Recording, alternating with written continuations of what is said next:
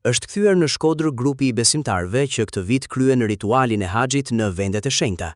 Në pritje të haxhilerëve ishte muftiu I Shkodrës, Imam Muhamet Sytari, I cili I uroi ata për kthimin e sigurt dhe për pranimin e haxhit, një nga 5 shtyllat themelore të fesë islame. Një kënaqësi shumë e madhe me prit haxhilerët tanë. Ka një detaj që nuk ka nevojë me fol asgjë për të shikoni fytyrat e tyre.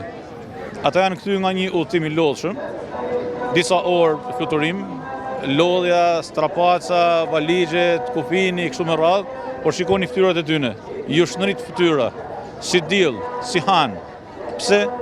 Sepse kanë marrë bekimet edhe mëshirën e Allahut Azza wa Jall, edhe kanë ardhur të pastër nga gjunahet e tyre si ditën që I ka lindë nana. Edhe në fakt ardha e tyre në këtë mënyrë dhe me këtë dritë dhe këtë rrezatim është një bekim shumë I madh për qytetin tonë edhe për vendin tonë, kështu që me zemër të madhe I themi haxh të pranum edhe mirë se kanë ardhur në Shkodër Loce. Familjar të afërm dhe besimtar u mlodhën në oborrin e xhamisë së Parrucës për të pritur haxhilerët. Disa prej tyre ndanë përshtypjet dhe përjetimet nga ky udhëtim shpirtëror. Emocionet papërshkrueshme, inshallah Zoti ju bën rrezik gjithkujt. Alhamdulillah. Tek shtëpia Zotit Xheleshani hu njeriu është gjithmonë mysafir I tij dhe ka emocione të papërshkrueshme. I njësi shumë e bukur, emocionuese. Është për mua ishte hera parë.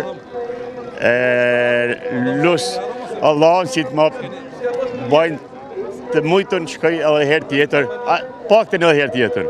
Kënaqësi të jashtëzakonshme, haxhi normalisht është udhëtimi I jetës, ku miliona njerëz I drejtohen atij vendit mrekullueshëm, ku gjendet xhamia e parë ndërtuar në mbi sipërfaqen e tokës me adhuru Zotin, vendlinja e Muhamedit alayhis salam pejgamberit tonë dashur. Edhe them drejtën është shumë vështirë me gjetë fjalë e duhura për me I tregu ata emocione dhe ato kënaqësi që përjetohen. Zoti inshallah jo pranon haxhin, Zoti inshallah e bën rrezik gjithë muslimanëve me vizitu atë vend të shenjtë. Pritja e haxhilerëve pas kthimit nga haxhi është një traditë, ku familjarët dhe komuniteti shprehin respektin dhe vlerësimin për besimtarët që kanë përmushur këtë obligim të rëndësishëm fetar.